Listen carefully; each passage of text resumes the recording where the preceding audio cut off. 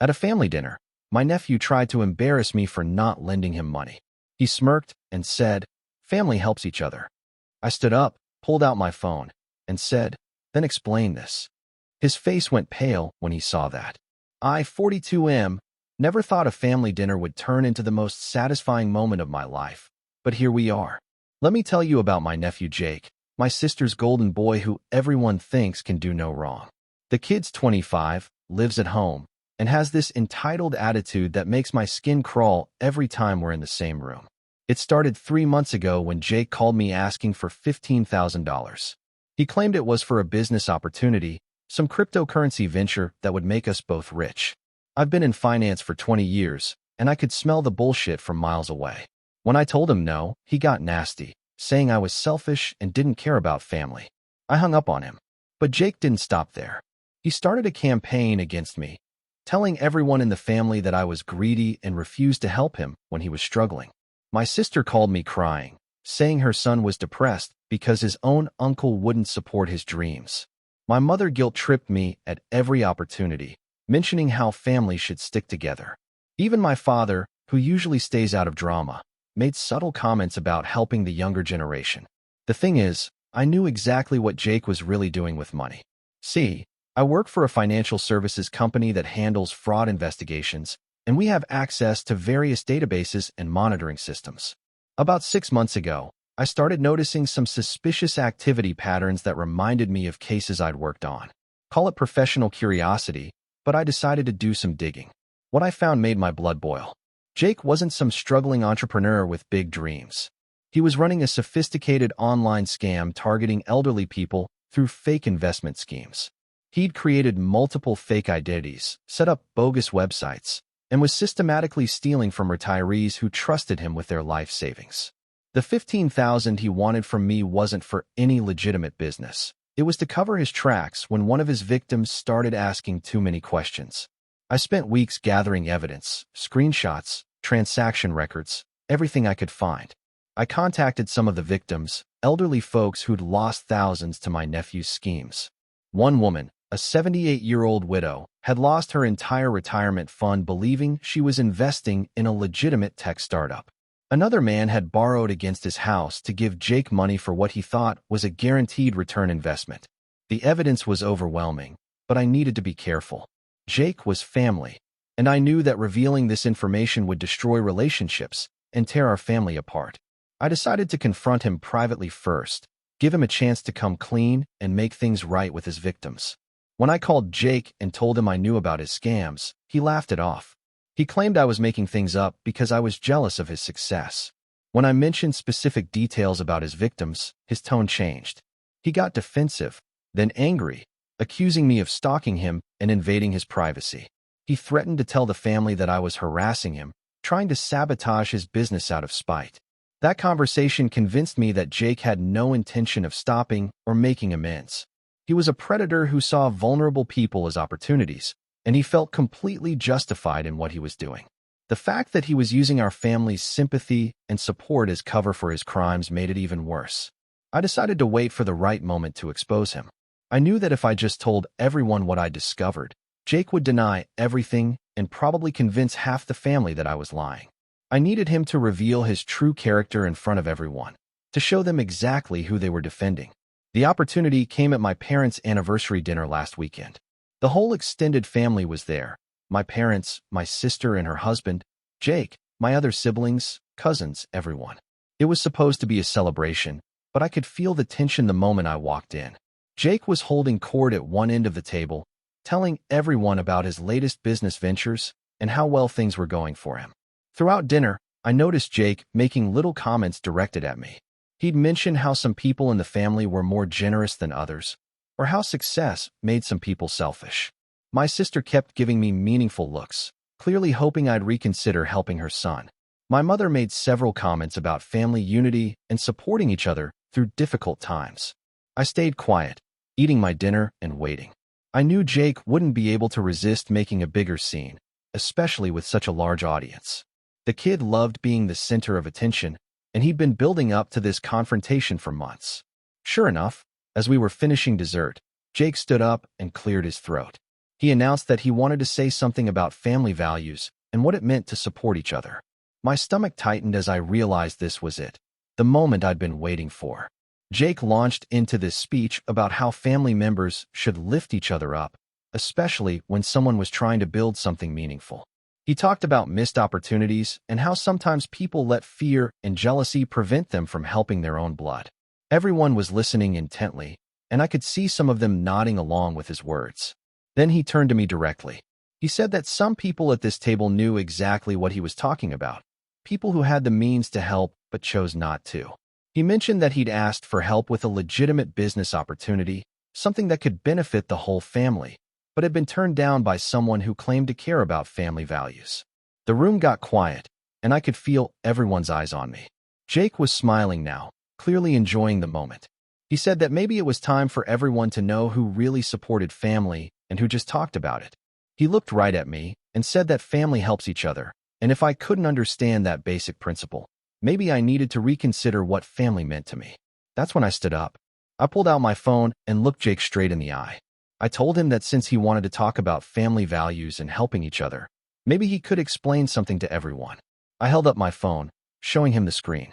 The color drained from Jake's face instantly. On my phone was a screenshot of one of his fake investment websites, complete with his photo and fake credentials. But that wasn't all. I had screenshots of his conversations with victims, bank records showing money transfers, and documentation of at least 12 different elderly people he'd scammed out of their life savings. Jake's mouth opened and closed like a fish out of water. He tried to stammer out some explanation, claiming I'd doctored the images or that it was all a misunderstanding. But I was ready for that.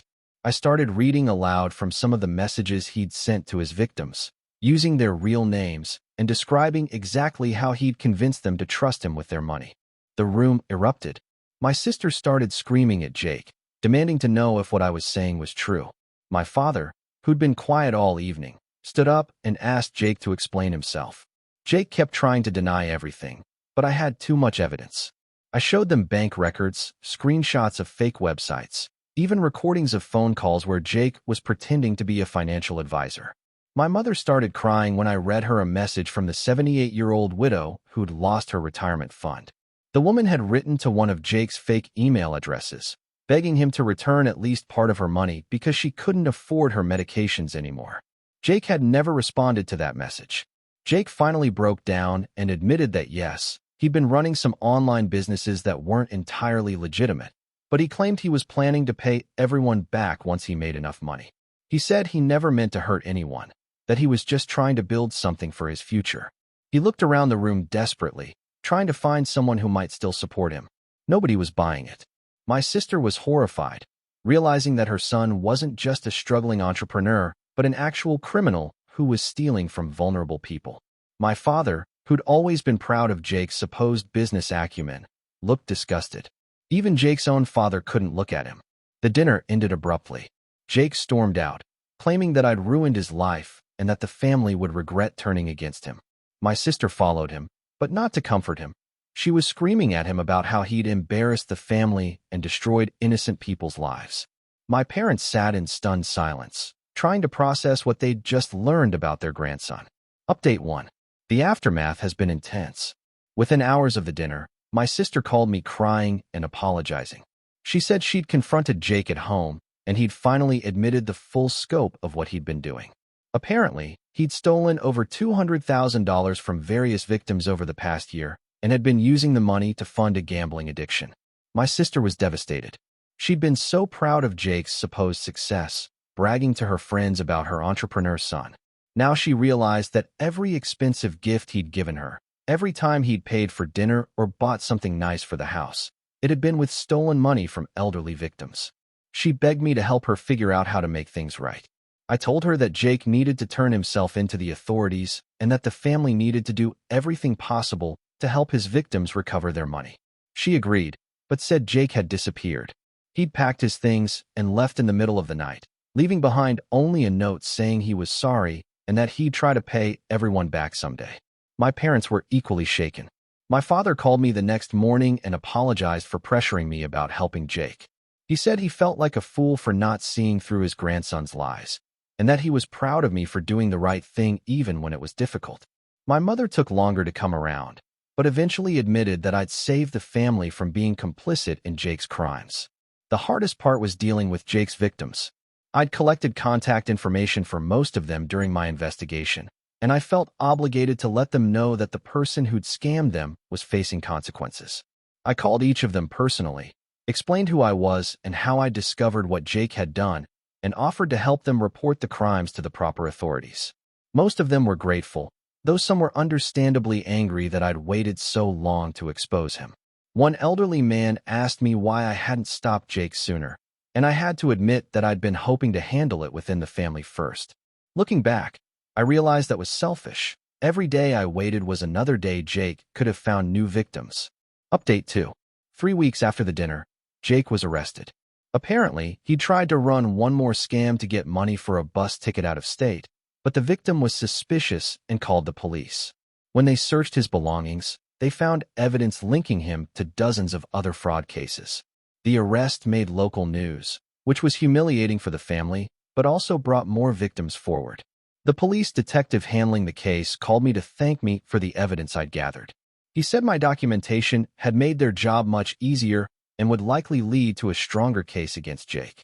My sister has been going to therapy to deal with the guilt and shame of having raised someone capable of such cruelty. She's also been working with a lawyer to see if there's any way the family can help compensate Jake's victims, even though we're not legally responsible for his actions. She sold her car and took out a loan to contribute to a victim fund, saying it was the least she could do. The family dynamics have completely changed. Everyone looks at me differently now, not as the selfish uncle who wouldn't help family, but as someone who was willing to do the hard thing to protect innocent people. Some relatives have thanked me for exposing Jake before he could hurt more people. Others are still processing the fact that someone they loved and trusted was capable of such systematic cruelty. Jake's father has been the most affected. He keeps saying he should have seen the signs, should have questioned where Jake was getting money for his expensive lifestyle. He started volunteering with an organization that helps elderly fraud victims, saying it's his way of trying to make amends for his son's crimes. Update 3. Jake was sentenced to 5 years in prison last month. The judge was particularly harsh because of the vulnerability of his victims and the calculated nature of his crimes. During the sentencing hearing, several of his victims gave impact statements describing how his theft had affected their lives. The 78-year-old widow I'd mentioned spoke about having to choose between her medications and groceries because Jake had stolen her retirement fund. Jake's statement to the court was pathetic. He claimed he was addicted to gambling and that he'd never intended to hurt anyone. He said he'd planned to pay everyone back once he hit it big, but the judge wasn't buying it. She pointed out that Jake had created elaborate fake personas and websites, showing clear premeditation and intent to deceive. My sister attended every day of the trial. She said she needed to face what her son had done and hear directly from his victims. It was painful for her, but she felt she owed it to them to witness their pain and understand the full impact of Jake's actions. The restitution order requires Jake to pay back over $300,000 to his victims, though everyone knows he'll never be able to come up with that kind of money. The family has continued contributing to the victim fund, and we've managed to help several of the most affected victims recover at least part of their losses. Looking back on that dinner, I'm glad I handled it the way I did.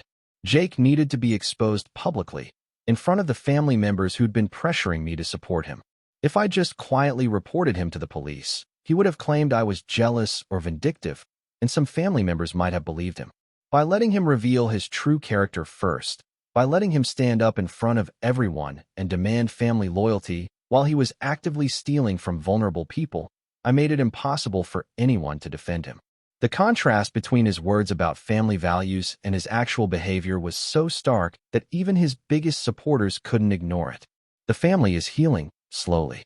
We're all more careful now about questioning things that seem too good to be true, and we've learned that sometimes protecting family means holding them accountable for their actions, not covering for them.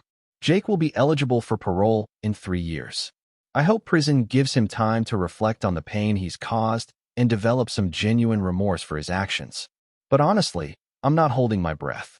Some people are just wired to see others as opportunities rather than human beings, and I suspect Jake is one of them. The elderly victims he targeted trusted him because he seemed like such a nice young man from a good family. That trust made his betrayal even more cruel. At least now they know they weren't foolish for believing in him. They were targeted by someone who was skilled at manipulation and had no conscience about exploiting their kindness. That dinner was supposed to be a celebration of my parents' marriage and our family's bond. Instead, it became the night we learned that sometimes the people closest to us are capable of unimaginable cruelty. But it was also the night we chose to do the right thing, even when it was painful and complicated. I still think about those victims, especially the widow who couldn't afford her medications. I hope she's doing better now, and I hope she knows that not everyone in Jake's family was complicit in his crimes. Some of us were willing to sacrifice family harmony to protect innocent people, and I'd make the same choice again without hesitation.